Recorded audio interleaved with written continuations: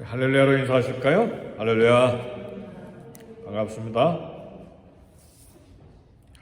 LA 다운타운에 가면 한진그룹이 세운 LA 대한항공 73층 빌딩이 있습니다. 네, 아래층에 엘리베이터를 타면 무조건 70층까지 가야 돼요. 호텔에 가면 로비가 1층에 있잖아요, 보통. 근데 무조건 70층으로 가야 되는 이유가 로비가 70층에 있거든요. 그리고 걸어서 이제 1층 올라가면 71층에 식당이 있죠. 네. 이런 70층의 호텔 응접실, 호텔 카운터가 있는지 모르면 왜 무조건 70층까지 올라가야 되냐, 그렇게 궁금해할 수가 있습니다. 네, 이번 인생의 고통의 문제 해결을 못해가지고 수많은 시간 고민하고 갈등하고 절망하는 수렁에서 빠져나오지 못하고 힘들어 했습니다. 인생을 모르니까요.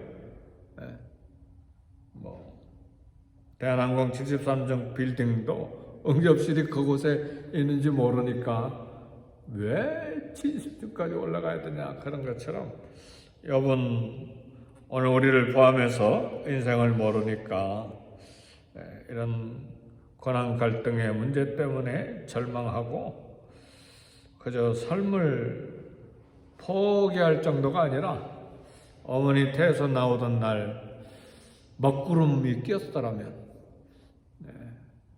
차라리 죽어서 나왔더라면, 이제 그런 저주스러운 그런 말도 했죠. 왜 의인은 고통을 당하고 악인은 번성하는가? 그리고 왜 의롭게 살아온 내가 이런 고통을 당해야 되는가?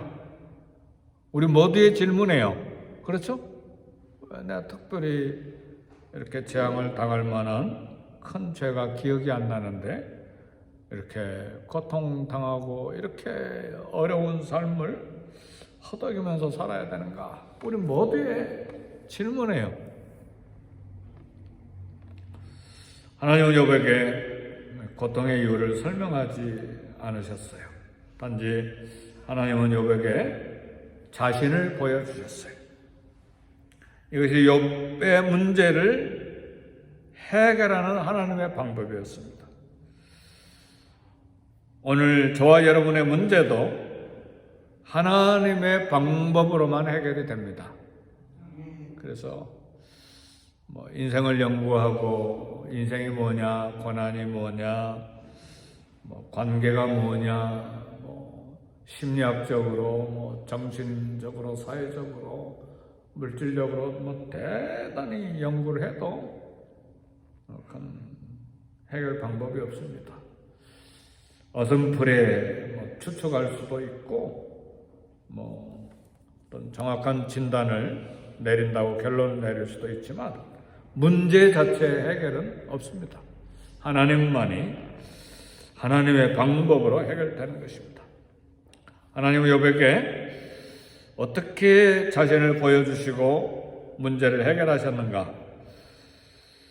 욥에게 하나님의 자연 만물 창조의 능력, 우주 만물의 창조 내용을 알려주심으로 욥의 문제를 해결해 주셨습니다. 고통의 문제, 고통의 원인, 그리고 갈등의 모든 부분을 해결해 주셨습니다.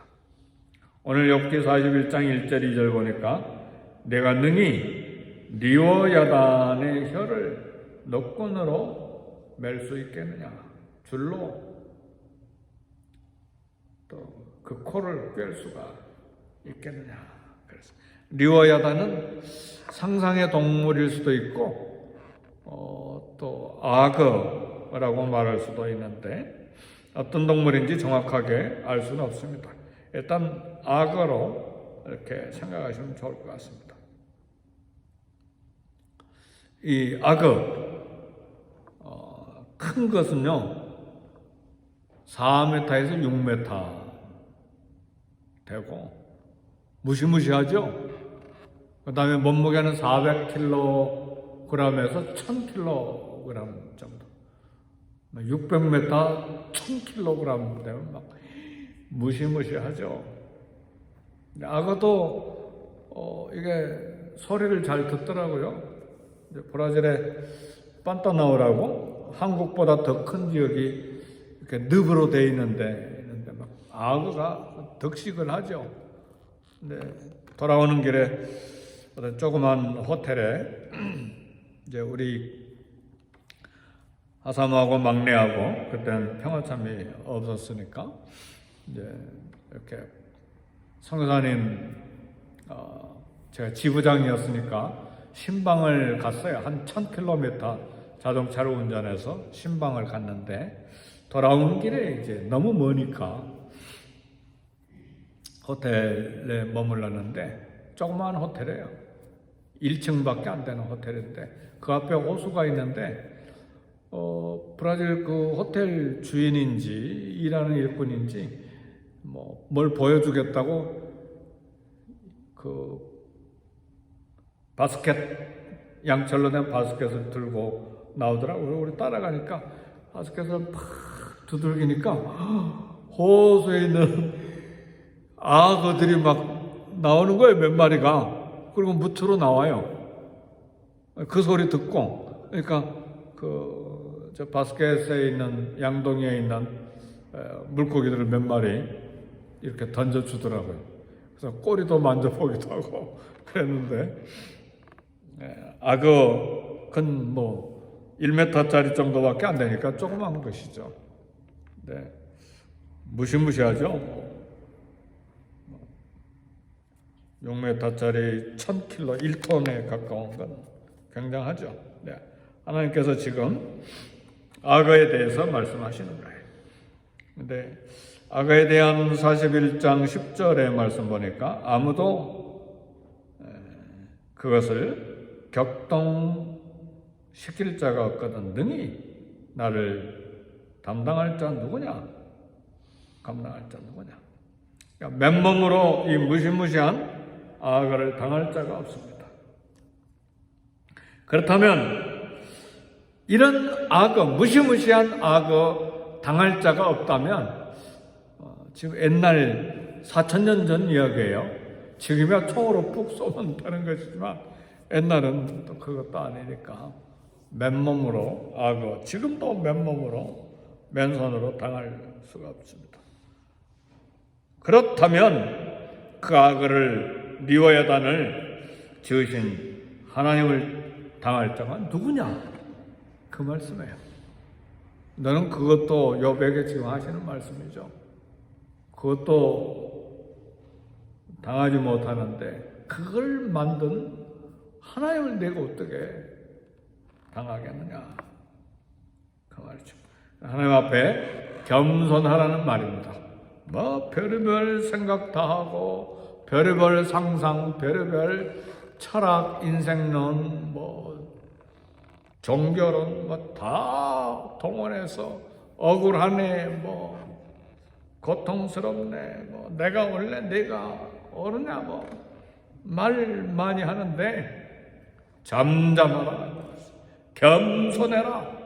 악어 한 마리도 당하지 못하는데 네가 지금 뭘 가지고 그러냐, 그 말씀이에요.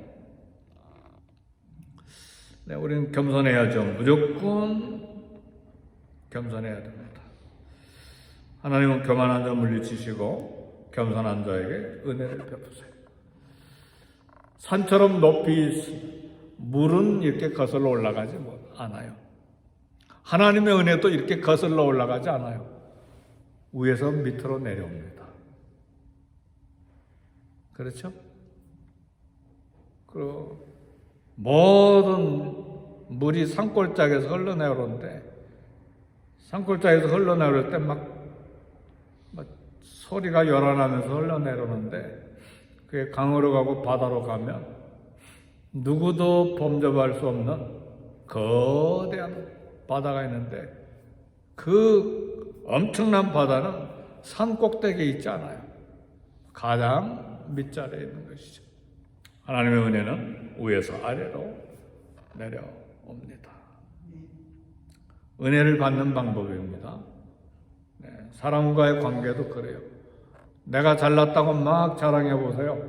겉으로는 그래요 그렇지만 속으로는 다 생각합니다. 그렇죠?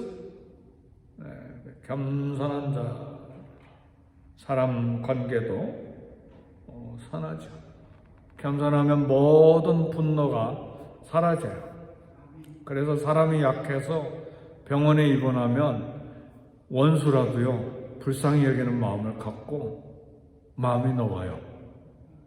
막 원수가 잘 된다고 막 성공하고 자랑하고 다니면 저놈 언제 무너지나, 이게 우리 인간의 본성이에요.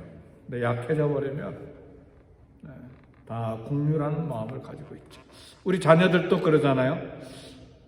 잘났다고 막 소리 지르는 애에 관심이 많이 갑니까? 아니면 약해가지고 늘 보살펴주는 애에게 관심이 더 갑니까? 물론 부모는 다 관심 가지고 사랑하시지만, 그러나 가슴 속에 묻어두고 있는 아이는 약한 아이예요. 그러잖아요. 부자로 떵떵거리면서 잘 사는 아들, 딸 집에 가기를 좋아하겠어요? 가난해가지고 늘 힘들어하는 아들, 딸 집에 가서 그냥 지내는 게 편하겠어요? 모르겠어요. 어떤 부모는 나도 좀 잘 살아보자고 잘 사는 부모 집에, 아니 아들, 딸 집에 가는지 모르겠지만 부모 마음은 그러지 않아요. 못 사는 아들, 못 사는 딸 하나라도 더 챙겨주고 하나라도 더 도와주려고 그 집에 가서 잠자는 게 마음이 편하죠. 그게 부모의 마음이잖아요. 오늘 하나님 겸손할 때에 긍휼을 더 베푸시고 겸손하게 하나님 앞에 엎드리는 자에게 하나님의 은혜가 더 흘러가게 되는 것입니다. 그래서 하나님은 교만한 자를 물리치시고 겸손한 자에게 은혜를 베푸십니다. 그래서 인생에 다가오는 모든 파도와 같은 고난과 고통은 많은 경우에 사도 바울이 경험한 것처럼 그 교만을 꺾기 위해서 자고하지 않도록, 신비한 비밀을 너무 많이 아니까 스스로 교만하지 않도록 살 소망이 끊어진 것은, 사형 선고를 받은 것과 같은 그런 고통을 당한 것은 죽은 자를 다시 살리시는 하나님만 의지하게 하려 하십니다. 사도 바울의 고백이잖아요. 그래서 어떤 면에서 고난과 고통을 당한 것은 삶은 힘들지만 영적으로는 굉장한 하나님의 관심과 또 축복의 물이, 은혜가 흘러가는 거예요. 그래서 하나님은 그래서 우리 예수 그리스도의 피로 구원받은 하나님의 자녀를 이 땅에 편안하게만 두시지 않는다는 사실을 알아야 돼요. 그래야 사람이 되니까. 그래야 하나님의 자녀가 되고, 그래야 하나님이 쓰실 만한 일꾼이 되게 하시기 때문에 이제 그런 고난을 허락하신 거예요. 그래서 욥도 13년간 노예로 감옥에, 모세도 40년간 빈들 광야에서 양치기로, 다윗도 10수년간 죽을 똥살똥 도망다니고 사울의 칼을 피해서 3,000자루의 칼이 다윗을 죽이려고 늘 쫓아다녔잖아요. 간이 다 녹았을 것 같아요.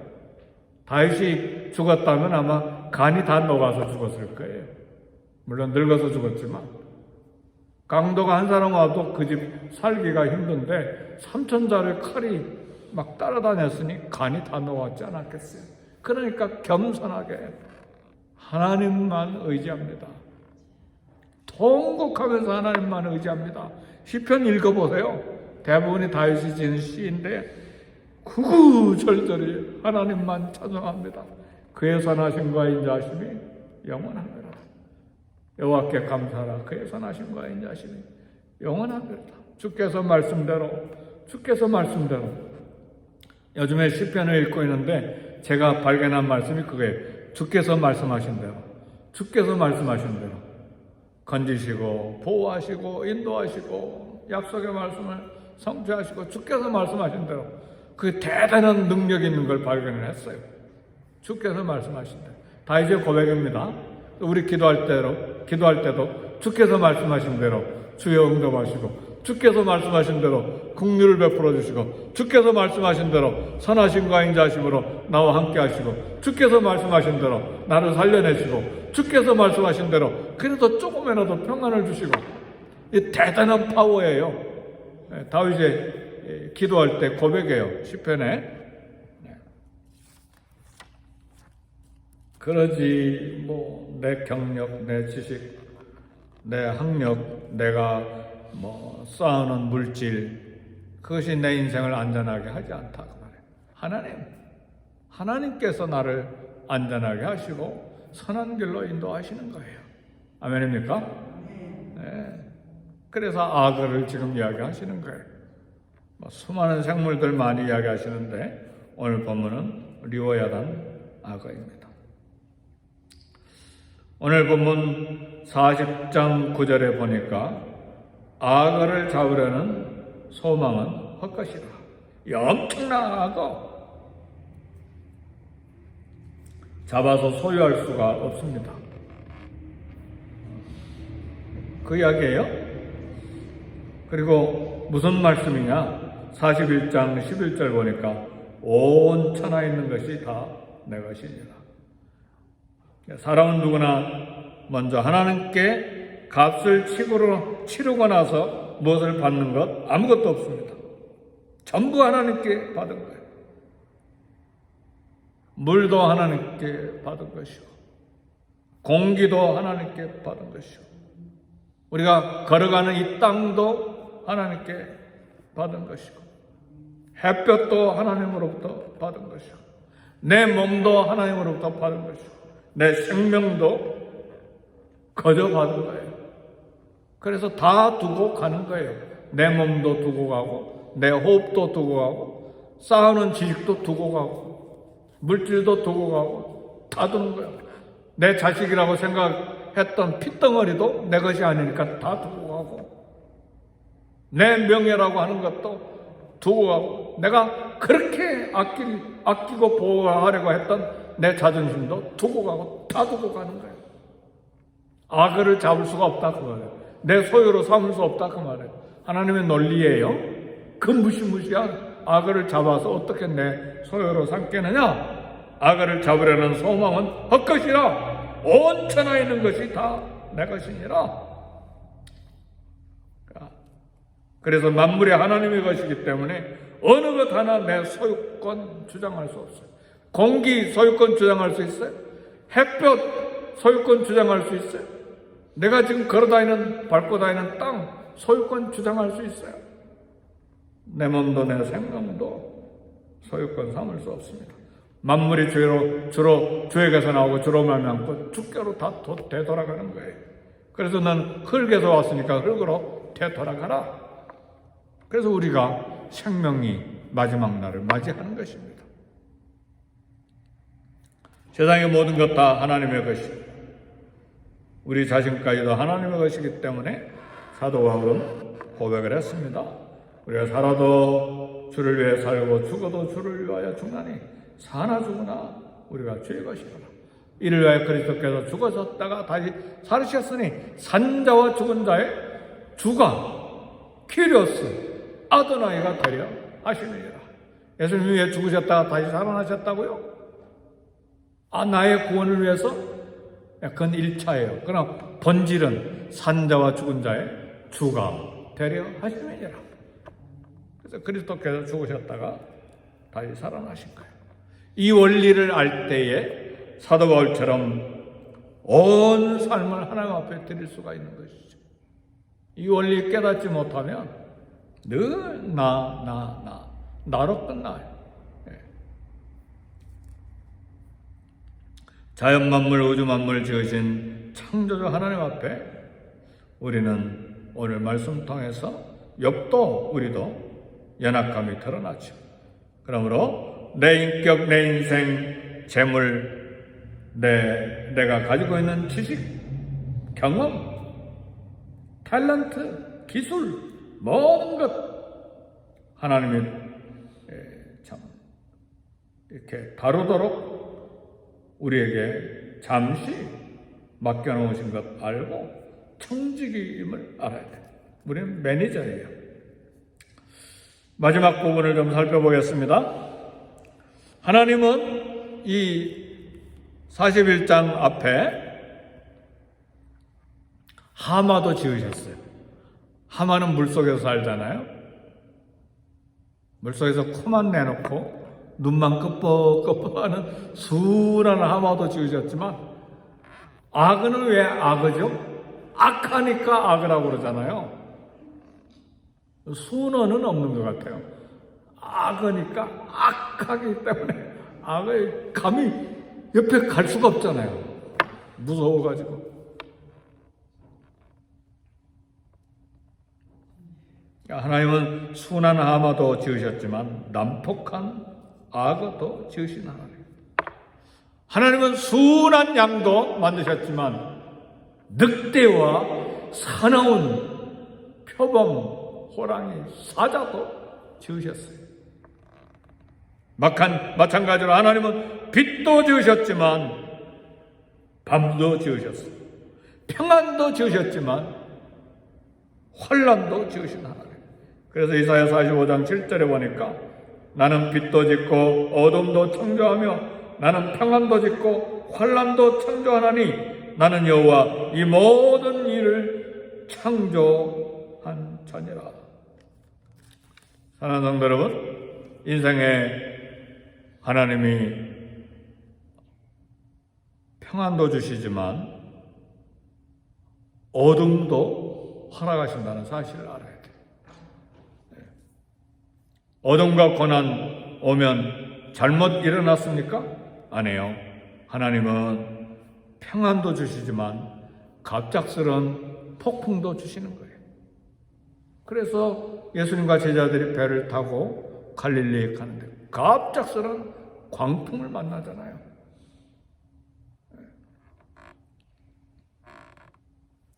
하나님은 햇볕도 주시지만 밤도 주세요. 그래서요, 밤이 저녁 5시부터 시작되면 그 다음날 아침 5시까지 밤에요. 낮은 그 다음날 5시부터 그 다음에 하루 종일 지나고 저녁 5시까지 낮이에요. 그러니까 밤이 절반, 낮이 절반이잖아요. 물론 북극과 남극 그리고 알라스카는 닿지만 우리 인생에도 하나님께서 어떤 면에서 인생에 평안 절반, 고난 절반을 우리에게 주시는 것이죠. 평안보다 고난의 날이 더 많죠. 그렇죠? 근데 하나님 그렇게 주신 걸 왜 그렇게 불평하나요? 하나님을 알 때야 이해가 된다 그 말이에요. 고난의 문제, 환난의 문제, 재앙의 문제가 그때야 이해가 된다 그 말이에요. 하나님을 만날 때. 그래서 베드로전서 4장 12절에 불시험을 당할 때 이상한 일 당한 것처럼 이상히 여기지 말라. 불시험.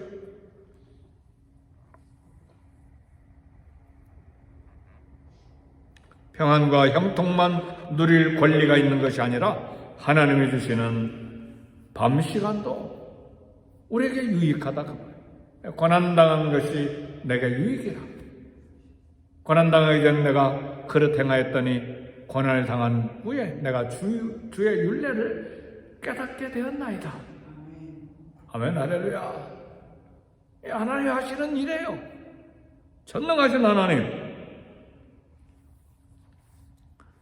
그래서 예수님이 십자가를 먼저 지시고 나를 따라오라 말씀하셨습니다. 어둠과 환난과 불시험 이상한 일 아닙니다.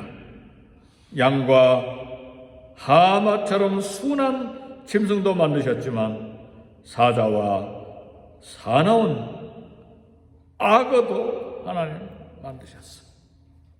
그래서 범사에 감사하라는 말씀은 이제는 사도 바울의 말씀을 이해할 수가 있잖아요. 범사에 감사하라. 이는 주 예수 그리스도 안에서 너희를 향하신 하나님의 뜻이니라. 힘들죠. 어려운 일이 닥쳐올 때 힘든데 그 어려운 일 때문에 사람이 돼가요. 그 어려운 일 때문에 사람이 철이 들어가요. 그 어려운 일 때문에 힘든 사람을 이제 긍휼히 여기는 마음이 생기기 시작해요. 저도 젊었을 때는요, 거짓말 조금이라도 하는 사람, 게으른 사람, 충성되지 못한 사람 막 발로 밟았어요. 선교지에서 선교사로서 현지인 막 발로 밟고 저놈은 못쓸 놈이야. 요즘은 생각이 좀 많이 바뀌었어요. 어떻게 하면 세울까? 어떻게 하면 좀 제대로 사람이 될까? 이것도 철이 들어서 그런 거예요. 저도 고난당하고 그리고 세월이 흘러가다 보니까 하나님 마음을 이해하게 되고 조금 철이 들려고 하니까 은퇴 때가 돼버렸네요. 우리 삶이 그런 것 같아요. 조금 철이 드니까 하나님 앞에 이제 주님의 품에 안길 때가 되는 거예요. 물질에 관한 것이든 사람에 관한 것이든 막 어렸을 때는 이 구슬을 뺏기면 어제도 꼬마 집에 가는데 막 그거 뭐 뺏었다고 막 아각거리는데 아무것도 아니죠. 어른이 볼 때 우리 똑같아요. 지금 막 내 권리, 막 내 물질, 막 내 자존심, 이건 내 권리, 내 자리, 내 포지션, 막 하나님 보실 때는 그거 아닌데 그래서 막 훈련하시면 막 사정없이 훈련하시고 그래서 사람을 만들어 가시고 그래 고난을 더 많이 받으면 리더십이 그만큼 성장하는 거예요. 뭐 고난 비례해서 리더십 그건 아닙니다. 긍정적으로 하나님 앞에 순종하고 겸손을 깨닫고 잘 고난을 소화할 때의 리더십이 형성이 되는 거지. 막 하나님 그렇게 막 반항을 해버리면 리더십 안 자라요. 그죠? 네. 설교 쉽죠? 어려운 설교 하나도 안 해요. 오늘 악어를 통해서 하나님 우리에게 주신 교훈을 이처럼 봤습니다. 어찌하든지 겸손함으로 예수님만이 나의 삶의 전부요, 나의 목표요, 내가 따라갈 유일한 길, 진리요 생명이요 길이라 말씀하셨잖아요. 그것이 아버지께로 갈 수 있는 유일한 길입니다. 감사함으로 오늘도 하나님이 나에게 베풀어 주실 은혜에 기대하는 마음으로 하루를 소망으로 살 수 있기를 바라고 함께 기도합시다. 우리 기도하실 때에 성령 하나님 내게 충만히 임하소서. 말씀으로 충만하게 해주소서. 예수 그리스도와 하나님과 성령으로 충만하게 주옵소서. 말씀을 깨닫게 하시고 하나님이 가르쳐 주신 교훈을 깨닫는 지혜 있게 해주시고 총명이 있게 해주옵소서. 어려운 가운데서도 기쁨과 감사와 소망이 넘치는 나와 우리 가정과 자녀들과 우리 직장과 우리 교회에 부흥을 허락해 주옵소서. 이제는 우리 교회 물질의 부흥도 주시고 양적인 부흥도 허락하시고 이제는 우리 교회 하나님께서 역사하시는 놀라운 은혜 체험하는 교회 되게 해 주옵소서. 우리 다 같이 기도하십시다.